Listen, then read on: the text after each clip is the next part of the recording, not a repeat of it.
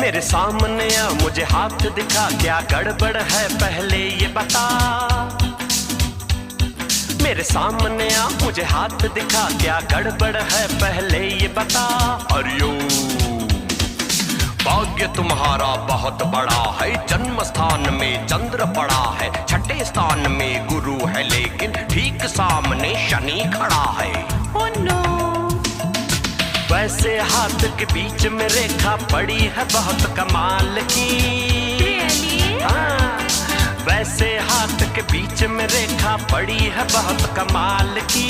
अब तक साजन मिला नहीं, क्यों हुई मैं 16 साल की, हुई मैं 16 साल की। पंडित जी, पंडित जी, पंडित जी, पंडित जी, पंडित जी, पंडित जी, पंडित जी, पंडित जी।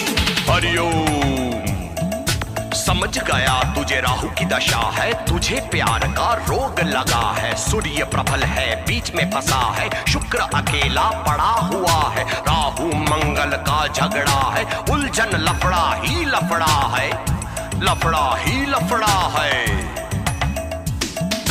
मुश्किल है ऐसा लगता है, देर अभी 2 साल की।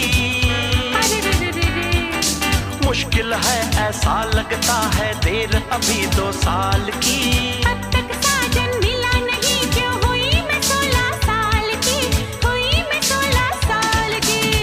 पंडित जी, पंडित जी, पंडित जी, पंडित जी, बोलो पंडित जी, पंडित जी, पंडित जी, पंडित जी।